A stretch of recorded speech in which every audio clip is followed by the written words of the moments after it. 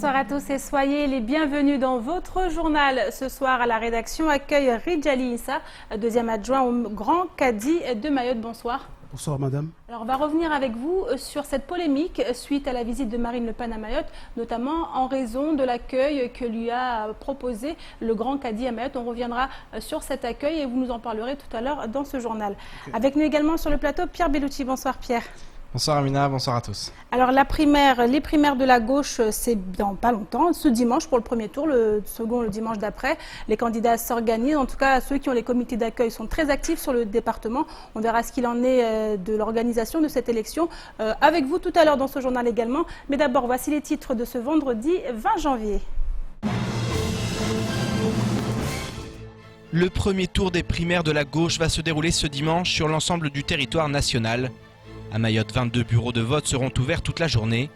Mais une question se pose actuellement. La fédération de gauche aura-t-elle réussi son pari de la mobilisation? Le point sur ce scrutin en ouverture de votre journal. L'armée et l'éducation nationale mobilisées pour défendre les valeurs de la République. Le trinôme académique composé du vice-rectorat, de l'armée et de l'Institut des hautes études de défense nationale a vu son renouvellement pour la période 2016-2020. À cette occasion, un séminaire s'est tenu ce vendredi au lycée polyvalent de Kaweni pour renforcer cette synergie croissante dans l'île. Compte rendu au cours de cette édition. Depuis 2 ans, le centre universitaire de Dembéni met tout en œuvre pour devenir une véritable plaque tournante de la vie culturelle du département. Ateliers théâtre, photographie, danse, musique et chant. Chaque vendredi, les étudiants bénéficient d'un créneau horaire pour participer aux activités culturelles de leur choix. Zoom sur un pôle en plein essor à la fin de votre journal. Et hier soir, le dernier débat des primaires de la gauche aura permis aux 7 candidats de préciser leur vision de la France de demain. Des primaires dont le premier tour se tiendra ce dimanche. Pour l'occasion, à Mayotte, 22 bureaux de vote seront ouverts à tous les citoyens français munis de leur carte d'électeur. Un scrutin des plus ouverts, donc avec pour objectif mobiliser très large afin de départager les différents candidats.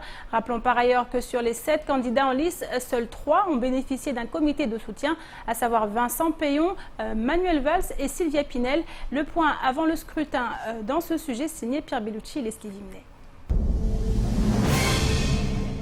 J-2 avant le premier tour des primaires de la gauche. Avant cela, les 7 candidats ont eu 2 semaines pour se départager et l'heure du verdict des électeurs approche.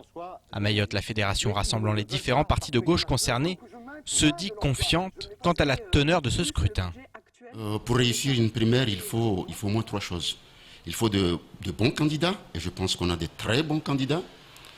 Il faut une forte participation, et je pense que nous avons travaillé suffisamment, et on a de l'espoir qu'on a suffisamment mobilisé et que les gens se déplaceront pour voter. Et enfin, il faut des résultats incontestables. Et cette dernière condition dépend bien entendu de la fédération et du référent que j'ai su. Et je pense que dans ce sens, on s'est beaucoup investi pour qu'on arrive à des résultats meilleurs dimanche soir. Chaque citoyen français pourra prendre part à ce vote. Il suffira de s'acquitter d'1 euro, d'être muni de sa carte d'électeur et de son récépissé, dans le cas où l'inscription sur les listes se serait faite après le 31 décembre 2015. Reste maintenant à savoir si l'ingrédient le plus important sera au rendez-vous, à savoir une mobilisation équivalente ou supérieure aux primaires de la droite. Une campagne d'une telle ampleur restera toujours compliquée. Il y a des précédents. Le plus important en fait, c'est de mobiliser. Nous avons mobilisé, du moins nous au PRG, on a mobilisé au maximum qu'on pouvait.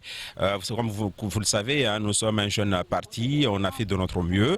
On attend les résultats. Dimanche 22 et 29, on verra si on a bien travaillé ou on a mal travaillé. Une chose est sûre, nous attendons quand même des militants qui vont participer massivement à ces votes-là. Dimanche, 2 candidats sortiront vainqueurs et l'heure des alliances et autres ralliements pourra alors commencer. Même si pour la suite des événements, tous l'affirment déjà sans détour, le vainqueur de ces primaires de la gauche pourra compter sur les soutiens de tous ceux qui ont pris part à cette élection. À la suite de ces débats où on a constaté pas mal de divergences, le programme de Sylvia Pinel par exemple n'a rien à voir avec les propositions de Benoît Hamon. Une chose est sûre, à la fin de ces primaires où un seul vainqueur va être désigné, c'est l'objectif d'ailleurs, nous allons nous réunir, c'est l'objectif principal, nous allons nous réunir derrière le vainqueur, exactement comme ça s'est passé en 2012, qui a fait que François Hollande est arrivé au pouvoir. Donc à ce niveau-là, il n'y a aucun souci. Nous allons encore une fois nous réunir derrière le vainqueur de ces primaires. Absolument, c'est d'ailleurs l'objet des conventions qui ont été signées. Tous, en fait, les candidats se rallieront derrière le candidat qui sera choisi dimanche 29. On se soudra les mains et on sera derrière lui pour aller gagner la présidentielle, bien entendu. Avant de gagner ces présidentielles, la première étape a lieu ce dimanche, dès 8h heure de Mayotte. Alors la primaire c'est très bientôt puisque c'est dimanche Pierre et on a vu les candidats avec leur comité de soutien sur Mayotte commencer à vraiment être à pied d'œuvre pour pouvoir rassembler le maximum de voix. Alors comment ça va se passer? On a vu un scrutin ouvert à tous les Français qui seraient munis de leur carte d'électeur. Ça rappelle également les primaires du côté de la droite. Effectivement, et ça change vraiment la donne aussi au niveau de cette élection. Et nous allons tout à l'heure évoquer effectivement Marine Le Pen, sa venue. Et c'est vraiment l'objectif, faire barrage à Marine Le Pen au second tour. C'est pour ça qu'ils ont choisi ça, pour que tous les Français puissent choisir un candidat, même s'ils ne sont pas forcément de droite ou de gauche, qui pourra faire barrage à Marine Le Pen. C'est vraiment dans cette optique-là que ces deux, j'allais dire à droite comme à gauche, on a fait des primaires, avec une primaire ouverte à tous les citoyens, à tous les électeurs français. C'était vraiment l'objectif. Est-ce qu'il est réussi? Est-ce que ça n'a pas faussé la donne? C'est aussi la grande question. Est-ce que la stratégie va fonctionner?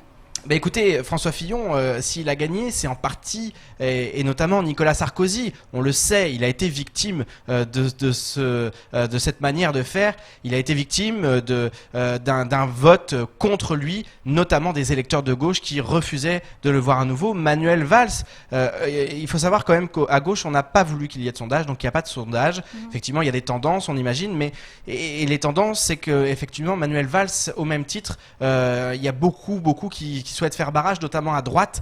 Donc on va voir, il a été Premier ministre, il est le candidat de la continuité. On sent qu'il y a eu des dynamiques un peu différentes du côté notamment effectivement de Benoît Hamon, qui propose aussi un programme très différent des autres, presque révolutionnaire avec ce revenu universel. Donc on va voir ce que ça donne. En tout cas, c'est vraiment une primaire très ouverte, comme elle l'était également à droite, même si à droite il y avait quand même Alain Juppé, Nicolas Sarkozy, François Fillon qui était un peu plus la surprise et qui finalement est la grande surprise. À gauche c'est très ouvert, il y a Manuel Valls bien entendu puisque c'est le Premier ministre, mais Vincent Peillon, mais Arnaud Montebourg, tous les candidats peuvent gagner, donc on va voir, ça va être probablement très serré. À Mayotte, puisque c'est ce qui nous intéresse, à Mayotte il y a eu 3 comités de soutien, il y a eu effectivement une campagne qui a été menée. Forcément, c'est le parti au pouvoir, donc il y a un peu de retard à l'allumage. On sait qu'au niveau de la droite, ça a été très structuré. Les primaires ont eu lieu déjà il y a plusieurs semaines, donc il y a un temps d'avance. Maintenant, on le voit quand même, il y a eu une émulation autour de ces primaires. Ça va continuer aussi la semaine prochaine avec les 2 candidats qui vont sortir gagnants. Donc c'est une primaire en tout cas qui a été suivie par les Français, puisqu'il y a eu plus de 3 millions de personnes hier qui regardaient le débat, un peu moins que les primaires de droite, mais quand même on sent qu'il y a un intérêt. Et puis il y a eu aussi des candidats qui avaient des propositions très différentes. Donc voilà, on va voir ce que ça donne dès ce dimanche. Alors justement, en parlant de chiffres, on a vu la droite avait réussi à rassembler plus de 5000 électeurs pour venir justement prendre part au vote. Là, est-ce qu'on a une idée de ce que ça sera pour la gauche? Est-ce qu'on sent la population motivée ou concernés par ces primaires? En tout cas, ce qu'il y a de sûr, c'est que les différents partis sont vraiment allés sur le terrain et ont tenté de mobiliser. Maintenant, effectivement, il y a encore une fois ce retard à l'image, le fait que la première conférence de presse a eu lieu il y a 2 semaines, et puis avant, finalement, on a très peu parlé de ces primaires, et c'est toujours très compliqué, lorsque l'on est au pouvoir, d'attaquer une campagne, puisqu'on risque de se faire accuser de ne pas continuer à gouverner, et d'être déjà dans sa réélection, et de tout stopper. Donc, c'est toujours très compliqué. On l'a vu il y a 5 ans lors de l'élection de François Hollande. Il y a eu un temps d'avance au niveau de la gauche parce que la droite était encore au pouvoir. Nicolas Sarkozy se représentait. Il ne pouvait pas se lancer en campagne alors qu'il était encore président de la République. Donc voilà, c'est une configuration un peu nouvelle qui fait que c'est quand même très ouvert. On verra un peu ce que ça donne au niveau de la gauche. On voit que dans les sondages aussi, et ça on a beaucoup parlé de ça ces derniers jours avec ces primaires, Emmanuel Macron bien entendu qui lui n'en fait pas partie et qui pourtant est en train de monter dans les sondages. Donc on va suivre en tout cas de très très près cette élection, puisqu'il s'agit d'une élection, ces 2 scrutins. Dès lundi nous ferons le point ensemble. Quant à savoir effectivement la question que vous posiez, est-ce qu'il y aura de la mobilisation? Très très difficile pour le moment d'en parler. Le point donc dès lundi. Et Pierre, merci beaucoup pour toutes ces précisions. Et souvenez-vous maintenant, en 2015, l'entreprise du BTP, Colas, avait dû faire face à un long conflit opposant farouchement direction et salariés. Après la fin de la grève, 3 délégués syndicaux accusés de blocage avaient alors fait l'objet de procédures de licenciement, ce qui n'a fait que remuer le couteau dans la plaie. Depuis, les choses semblaient être rentrées dans l'ordre. C'était sans compter sur cet événement qui a de nouveau semé le trouble, à savoir le licenciement d'un agent de 55 ans. Une plainte va ainsi être déposée contre la société pour licenciement abusif et harcèlement moral. À noter également que la CGT réclame la réintégration immédiate de l'intéressé dans son poste de travail. Le point dans ce sujet signé Abbas Alidi, Pierre Bellucci et Leslie Vimnet. C'est un licenciement qui risque de mettre le feu aux poudres au sein de la société Colas.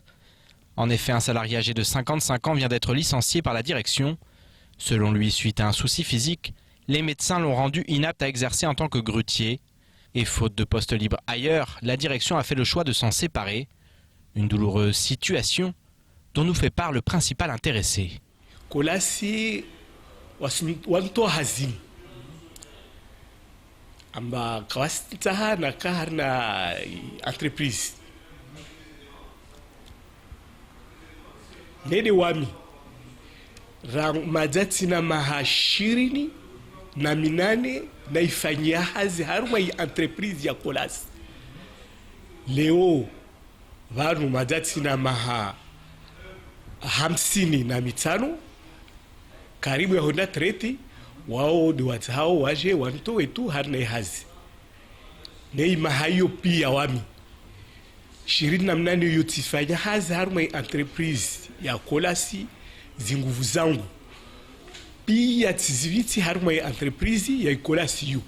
Les syndicats ont immédiatement été alertés et s'apprêtent aujourd'hui à riposter. En effet, une plainte va être déposée, tandis que la CGT réclame la réintégration immédiate et sans condition du salarié. Alors ce monsieur, il y a un délégué syndical qui a mené son dossier jusqu'à là. Et le salarié, Antoine, a trouvé le licenciement. Il est venu, le dossier est déposé à la CGT. Du coup, nous, comme je suis représentant du PTP, j'ai fait une réunion de tous mes collègues. On a discuté. Le dossier, on va l'amener au tribunal administratif. Parce que ce licenciement-là, c'est lié à un licenciement abusif et harcèlement moral. De son côté, le salarié espère obtenir le soutien de ses anciens collègues. En effet, il craint de ne pas être le dernier à vivre cette difficile expérience. Watu hazi wa Colas barsikane mihono waode zinizan para wami malide Antoine bameso wamina fatire tsofao be wangina babo simia wajao na madelege syndico na madelege personnel wanisaidie nai CGT ma wake wamoja wanisaidie tawami nipare haki zangu wanilibezo. Ce licenciement rappelle de mauvais souvenirs aux représentants syndicaux. En effet, suite au mouvement de grève de 2015, 3 délégués syndicaux ont fait l'objet de procédures de licenciement. Il y a des délégués qui étaient visés, mais vous savez, ici, il faut fermer la gueule, il faut rien dire. Ces délégués, pourquoi ils étaient visés? Parce qu'ils réclamaient eau potable aux salariés, réclamaient ticket restaurant, que les salariés à midi se restaurent bien, que l'après-midi travaillent bien, mais ils se trouvent dehors. Moi, j'étais parmi ces gens-là, mais j'ai eu de la chance de rester. Du coup, aujourd'hui, ça révèle, le phénomène est retourné. Du coup, je demande aux salariés qu'ils soient unis, qu'ils se tiennent la main eux tous, qu'on regarde les choses en face. Mais il fallait se manifester. A noter qu'aucun préavis de grève n'est pour l'heure à l'ordre du jour et que chaque partie s'en remet désormais à la future décision du tribunal administratif. Et maintenant, face aux tours d'eau qui vont se poursuivre dans les prochaines semaines, la colère gronde dans le sud. La population ne cesse de crier son désarroi sur les réseaux sociaux, faisant par là même appel aux autorités pour trouver des solutions alternatives. Par le biais de son secrétaire départemental, le syndicat CFDT a également souhaité monter au créneau. Pour Osseni Balachi, en effet, ce manque d'anticipation pose aujourd'hui de sérieux problèmes, non seulement sanitaires, mais également économiques. On écoute sa réaction au micro d'Hakim Saintou. Les conséquences qui découlent de cette manque d'eau aujourd'hui, c'est quoi? Nous avons la fermeture des entreprises. C'est quoi une fermeture d'entreprise? C'est le licenciement des salariés qui travaillent dans les différentes entreprises de BTP ou de lavage de voitures. Il y a plein d'entreprises, mais nous n'avons rien que nous pouvons faire sans avoir de l'eau dans notre vie au quotidien. Et à partir du moment que cette ressource vient à se raréfier, les autorités devraient faire quelque chose pour éviter la catastrophe. Nous avons des malades qui sont à domicile, qui ont besoin d'avoir de l'eau au quotidien pour qu'ils puissent entretenir leur hygiène tous les jours. Et le problème, il se pose là-dessus.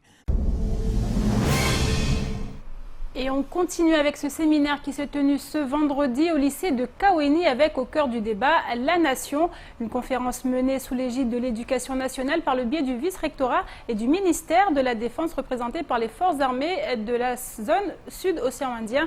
Objectif de l'événement, aborder la défense des valeurs de la République et la défense globale. Les explications avec Sony Chamtudine et Adèle Laurent. Dans le contexte mondial actuel, défendre les valeurs de la République est essentiel. Dans ce cadre, les principaux instances de la République se sont réunies ce vendredi à Kaweni afin d'appuyer ces principes. Un séminaire pour définir les enjeux de demain et la nouvelle signature d'un trinôme académique. Un partenariat essentiel entre le ministère de la Défense, l'IHEDN et l'Éducation nationale pour que la jeunesse, qui n'est pas l'apanage de l'éducation nationale, puisse du coup se construire autour d'idées, grâce à des connaissances, et puisse du coup avoir une éthique et pouvoir comprendre ce que sont les valeurs de la République et en quoi il est essentiel de les comprendre, de les respecter et de les transmettre. Une avancée dans la continuité pour l'éducation et la défense nationale. Le partenariat aura pour objectif pour la période 2016-2020 d'élaborer une politique d'animation sur les questions liées à la défense globale, notamment par le biais de l'enseignement scolaire. Ce genre de trinôme académique, cette convention qui va être signée, doit être le point de départ d'actions véritables, notamment d'information des jeunes sur ce qu'est la défense aujourd'hui, la défense de façon globale, défense civile, défense militaire. Et nous devons aller au-devant de ces jeunes qui sont curieux. Ils attendent qu'effectivement nous leur disions ce que nous faisons. Et puis nous devons aller capter cette jeunesse, car cette jeunesse, c'est les citoyens de demain, c'est la nation française de demain.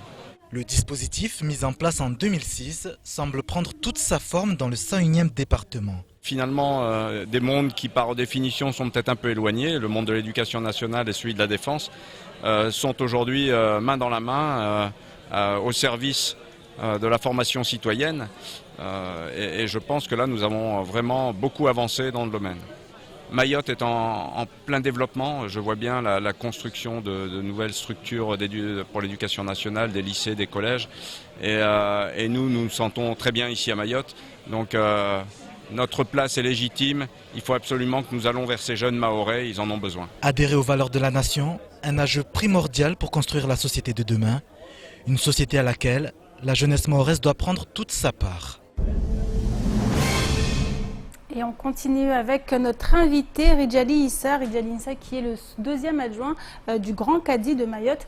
On avait dit tout à l'heure en début de journal, on va parler de cette visite de Marine Le Pen à Mayotte qui a fait polémique, notamment puisque le Grand Cadi l'avait accueilli plus ou moins favorablement et ça avait fait couler beaucoup d'encre, ça. Bonjour, et puis je voulais faire ma déclaration à propos de ce qui s'est passé et ce qui m'est reproché à mon camarade, je dirais mon Fundi, qui a passé avant moi ici, selon ses déclarations qu'il a fait. Il disait que le Grand Cadi n'était pas accompagné, que son deuxième adjoint de Cadi, M. Ridjali Issa. Et puis m'estimer comme si je suis le membre de FN. Mais moi, franchement, moi, je vais dire que je ne me suis pas préoccupé par aucune politique. Ma vie, il n'est pas préoccupé par la politique. Déjà, moi, je suis anti-politique, si vous voulez bien, mais il y a beaucoup... Moi, je me suis préoccupé par ma vie quotidienne. J'aime mon travail, et puis, comme je suis Cadi, maintenant on est devenu médiation sociale, c'est là que je vais me baser. Fort heureusement aussi, on a eu la formation de DU à Dembéni. On reviendra là-dessus. Alors là, c'est ça ce qui me préoccupe, mais ce n'est pas la politique. Alors justement, Marine Le Pen tout simplement, avec précision, précision si vous voulez bien, tous ceux qui vont demander un rendez-vous avec les cadis, parce que, comme vous le savez, les cadis, c'est quoi ici à Mayotte? Les cadis, ce sont des autorités religieuses à Mayotte. Peu importe, peut demander un rendez-vous. Donc, nous, il était sensible peut-être de recueillir parce que c'est un être humain, mais ce n'est pas parce qu'on a écouté Marine Le Pen que nos idées seront partagées d'eux-mêmes. Alors, Marine Le Pen était mettre fin novembre, début décembre ici. Alors, pourquoi avoir attendu autant, vous, pour vous manifester, pour justement répondre à toute cette polémique? Donc, moi, j'avais prévu ça, mais heureusement que je partais en voyage. Par contre, j'étais invité justement à Beauvau, le ministère, franchement, pour justement parler d'islam. Et puis, j'ai profité quand même, quand Marine Le Pen il était venu ici, parce que j'ai entendu qu'il n'aime pas les musulmans, c'est pour cela que peut-être m'a intéressé de la recevoir pour justement lui poser les questions et de lui dire franchement ce qui était dans mon cœur. Mais ce n'est pas pour que je me suis... parce que les partis... moi, je ne me baise pas avec les partis. Vous êtes allé spontanément vers Marine Le Pen ou alors on vous a sollicité pour cet accueil? De toute façon, avant qu'elle vienne ici à Mayotte, il nous avait demandé un rendez-vous. Et ça, je n'ai pas... Bien sûr. Et puis ça, je l'ai amené jusqu'à mon autorité, mon directeur. Je lui ai demandé s'il serait accepté de nous le recevoir. Donc, ça se passait comme ça. Et puis, il m'a demandé si le Grand Cadi peut le recevoir. Il n'y a pas de souci. Parce que nous... notre conviction, c'était notre humain. Et c'est pas mais là, on parle de politique. Pour la soutenir. On parle de politique, c'est pas votre rôle. Vous êtes bien d'accord? Écoutez, peu importe, parce que nous, on a déjà échangé. On est en collaboration avec les curés qui sont à Mayotte. Vous pouvez demander les curés, avec les papes, avec, vous voyez, avec les témoins de Jéhovah. Donc, pour moi, essentiellement, je me base dans l'islam. L'islam n'est anti-personne. Quel que soit quelconque qui vient vers vous ou qui demande un rendez-vous, il faut le recevoir pour attendre ce qu'il va dire. À ce moment-là, nous, on n'est pas obligés, nous ne sommes pas politiciens, moi avec le Grand Cadi. Alors d'autres personnalités politiques sont venues à Mayotte, notamment du côté du PS et autres. Et pourquoi vous ne les avez pas cherché à les rencontrer? Pourquoi c'est Marine Le Pen? Écoute, vous voyez ce que je dis. C'est pas nous qu'on l'a cherché. C'est lui qui avait demandé un rendez-vous avec M. le Grand Cadi. Il voulait voir M. le Grand Cadi. Par contre, les rendez-vous de Grand Cadi, quel que soit, si c'est moi ou le directeur, notre directeur, que j'aime bien, que je l'aime bien, c'est lui qui nous donne l'autorité de recevoir, peu importe. Ce qui va demander un rendez-vous, quel que soit X, quelle que soit sa religion, quelle que soit sa qualité, quelle que soit son identité, on n'est pas censé les cadis, je pense que... Et justement, comment le Grand Cadi a accueilli la polémique par la suite? Ben, c'est pour cela, c'est les pensées des autres. Vous le referiez si c'était à refaire? Pardon? Vous le referiez si c'était à refaire? Quoi? accueillir Marine Le Pen comme vous l'avez fait? Mais non, parce que normalement, moi, je me sentais comme j'étais écarté dans la population de Mayotte. Mais tout simplement, moi, je vais dénoncer et puis je vais dire carrément à la population de Mayotte que moi, je suis antipolitique. Et puis, ça ne me défend pas d'aller voter en quelque sorte. Mais ce n'est pas que je vote à n'importe qui aussi. Mais je ne me suis pas préoccupé par la politique. C'est ça ce que je vais dire. Il faut savoir. Vous comprenez tout de même la polémique que cela a suscité. On va revenir maintenant sur le statut des cadis. On va parler de cette formation que vous avez évoquée tout à l'heure. Qu'en est-il très exactement? On sait que 12 personnes ont été diplômées. Et aujourd'hui, quelle légitimité ça leur donne? Qu'est-ce que ça apporte à la fonction de cadi? Moi, pour moi-même, moi, je dirais que nous apportait de bien. Et puis, moi, je suis ravi de participer dans cette formation. Je le dirais, moi-même aussi, j'ai eu mon diplôme. Et puis, ça nous a aidé, ça m'aide. Surtout, ça nous a aidé. Et puis, je remercie beaucoup la préfecture qui a mis le moyen, ainsi que M. Seri, le directeur de CURF, qui nous a donné des maîtres. On a eu un enseignement très précieux, je dirais. Parce que, et puis, on a revu la laïcité, c'est ça ce que je dirais. C'est pour cela peut-être qu'il faudrait accueillir tous ceux qui viennent vous chercher ou tous ceux qui vous font la demande pour recevoir un rendez-vous. Et puis encore de plus, moi je respecte le droit républicain, moi je respecte la République. Et puis c'est ça ce qu'on a fait à la CURF aussi. Donc il faut être clair dans les circonstances ou dans ce que vous avez appris. Alors, la première session a eu lieu en octobre dernier. Qu'en est-il des prochaines? Est-ce que d'autres candidats vont passer cet examen? Bien sûr, comme il est prévu, mais... qui va être généralisé à l'ensemble de tous les cadis. Comment dirais-je, l'année dernière, il était censé pour les cadis. Il était uniquement débuté par les cadis, qui c'était dans cet enseignement. Mais maintenant, toute personne peut faire sa candidature parce que normalement vous voyez comment ça se passe ici, l'ambiguïté des islamistes qui se passe autour dans les hexagones. Donc voilà, ça me réjouit d'avoir mon diplôme aussi. Merci beaucoup Redji Alinissa. Je rappelle que vous êtes le deuxième adjoint du Grand Cadi de Mayotte. Et maintenant, qu'en est-il du reste de l'actualité de ce vendredi 20 janvier? Je vous en propose un petit tour d'horizon tout de suite dans l'actualité en bref. L'examen du projet de loi dit égalité réelle en Outre-mer se poursuit. À cette occasion, le sénateur Thani Mohamed Soali a déposé un amendement proposant d'exiger pour les enfants nés à Mayotte que l'un des parents de l'enfant soit présent de manière régulière en France, à Mayotte ou sur le reste du territoire national. Une manière de restreindre le droit du sol au regard de l'importance des flux migratoires à laquelle l'île doit faire face.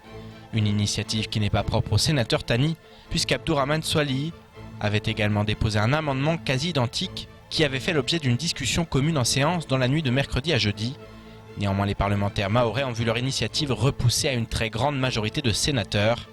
En effet, ces deux amendements ont été jugés inconstitutionnels, non conformes à la Convention internationale des droits de l'enfant et heurtant la conception commune de la nation que se font tous les partis républicains du pays. En clair, il est hors de question de toucher au droit du sol, et ce, quelles que soient les particularités locales. Suite à la fin de la grève des enseignants, de nombreuses écoles ont pu ouvrir leurs portes aux élèves. Néanmoins, en raison d'un manque de dispositifs alternatifs d'alimentation en eau, seules 22 écoles primaires sur 68 sont actuellement ouvertes. Certains maires comme Anchia Bamana refusent en effet d'ouvrir les établissements tant qu'une distribution minimum n'est pas assurée. Face à la situation, la préfecture a néanmoins décidé d'entreprendre des travaux dès la semaine prochaine afin que plusieurs établissements du Sud, à l'instar du CUFR, soient raccordés au réseau d'adduction. Par ailleurs, les services de l'État rappellent à l'ensemble de la population qu'une consommation excessive de la ressource en eau pourrait conduire le préfet à étendre les mesures de restriction. En effet, les mauvais comportements constatés sont légion et représentent un cruel manque de respect vis-à-vis d'une population du Sud forcée et contrainte de subir des coupures 2 jours sur 3. À l'instar de Chirongui, la communauté de communes de Petite Terre a pris un arrêté il y a plusieurs semaines afin de lutter contre la délinquance. En décembre dernier, le Conseil intercommunal de sécurité et de prévention de la délinquance a décidé de publier un arrêté réglementant la circulation de tout mineur de moins de 18 ans non accompagné par l'un de ses parents ou son tuteur légal. En outre, tout déplacement ou rassemblement en groupe non préalablement autorisé de plus de 5 individus mineurs est également interdit de 20h à 5h du matin sur l'ensemble du territoire public de Petite Terre. En cas de non-respect de ces mesures qui s'apparentent à un couvre-feu, les contrevenants s'exposent à des amendes comme le prévoit la loi. Après plus d'un mois de mise en application, l'intercommunalité a souhaité rappeler que cet arrêté est toujours d'actualité, et ce jusqu'à nouvel ordre. Et enfin, le pôle culture du CUFR vient de présenter son nouvel agenda culturel pour la période courant de janvier à juin 2017. Au programme conférences, spectacles et actions culturelles. Parmi les partenaires, on retrouve Hippocampus, la compagnie Arrière, Hip Hop Évolution ou encore Saison Jazz Festival. Le tout avec le soutien de la DAC. Le CUFR met également en place via ce même pôle culture des ateliers artistiques destinés aux étudiants. Danse et culture hip-hop, théâtre, photographie, musique et chant ou encore cinéma. Nous avons ainsi souhaité faire un focus sur l'offre culturelle de plus en plus fournie du CUFR. Le point dans ce reportage d'Adèle Laurent. Ateliers artistiques, conférences, projets montés, depuis maintenant 2 ans, le CUFR met en place des pratiques culturelles. Et ce que l'on peut dire, c'est que le choix est large. Ateliers théâtre, danse et culture hip-hop, photographie, musique et chant ou encore ciné-club. Pour permettre aux étudiants de participer à ces ateliers, le CUFR a mis en place des créneaux culture. Ainsi, de 11h à 14h chaque vendredi, aucun étudiant n'a cours. Et aujourd'hui, une bonne ambiance régnait sur la scène de l'atelier théâtre, assuré par El Majid Sindou de la compagnie Ariart. Bakar Makini et Mbaenoura nous expliquent la raison de leur participation à cet atelier. Vers la fin de l'année, on voit des spectacles, ce qui est vraiment très rare à Yacht. Donc cet atelier nous permet aussi de rencontrer des professionnels. On rencontre aussi des étudiants, des élèves d'autres pays comme La Réunion. Quand on était en première année, il y a eu des élèves de La Réunion qui étaient venus ici. Et ils nous montrent ce qu'eux ils ont fait et nous vice-versa. Pour nous aussi, ça nous aide. Par exemple, si on est timide, ça nous aide aussi de monter sur scène, d'affronter cette timidité. Autre atelier qui fonctionne bien, le club photographie, assuré par Charles Bonnefond. Et à raison, puisque l'offre du pôle culture est bien fournie. En effet, des photographes professionnels interviennent et exposent régulièrement au centre universitaire, ce qui constitue un atout pour les étudiants. C'est un métier que je ne connaissais pas. Et dès que j'ai entendu photo, je me suis dit waouh, pourquoi ne pas tenter ma chance? Ça permet aussi aux étudiants de faire un repos intellectuellement, de s'ouvrir à d'autres cultures et aussi avoir d'autres horizons. Je fais de nouvelles connaissances et j'apprends des nouvelles techniques aussi. À part les cours, ça nous permet de nous évader un peu. Et s'aérer l'esprit, c'est également la raison pour laquelle Abdallah Nousfati participe au ciné-club. On était en période d'examen et on a fini les trucs, tout ça. Et comme là, on voit déjà les notes, on est un peu stressé. Donc, pour oublier les mauvais moments, on préfère plutôt venir à regarder le film. D'autres clubs ont été mis en place plus récemment, comme l'atelier hip-hop et danse, animé par AC d'Hip-Hop Évolution, ainsi que l'atelier musique et chant, dont la première séance a eu lieu ce midi. Le chant, ça m'intéresse beaucoup. Pour l'écriture, je vais me demander à mon prof, mais il y a 2 ateliers qui m'intéressent, le chant et l'écriture. Mais comme c'est l'inauguration aujourd'hui, du coup, je vais essayer. Ça apporte de la culture générale. Et c'est Dio, auteur, compositeur, interprète et musicien, qui anime cet atelier. Je suis dans une optique de transmission et puis donner un petit peu de mon savoir, de ce que j'ai appris un petit peu en tant qu'artiste, chanteur, et puis pourquoi pas donner envie à certains de continuer dans cette voie-là. Les 8 séances de l'atelier musique déboucheront sur un concert public de Dio et des étudiants au CUFR le 17 mai prochain. Mais ce n'est pas le seul événement destiné à tout public. On essaye d'être un peu plus connu, de manière à ce que toute la population puisse effectivement participer aux conférences par exemple, mais aussi à certaines manifestations, dont celle d'Hippocampus, les concerts Hippocampus, qui sont bien entendu ouverts à tous. Prochain rendez-vous culturel du CUFR ce samedi à 19h30 sur l'esplanade du centre universitaire où Ataman Djouka et Tony Truant donneront un concert public de ska rock. Et à noter que le chanteur du groupe qui devait jouer au CUFR a été victime d'une fracture de la clavicule ce matin. Le concert est donc malheureusement annulé. Nous lui souhaitons un prompt rétablissement. Et c'est ici que s'achève cette édition. Merci à vous de l'avoir suivi. Une édition rediffusée sur OM5, également disponible en replay sur notre site l'infoquesi.fr, sur YouTube et sur notre page Facebook. Et demain, samedi et dimanche, ne ratez pas votre rendez-vous du week-end, les rendez-vous de l'info. Excellente fin de semaine à vous sur KTV et à lundi.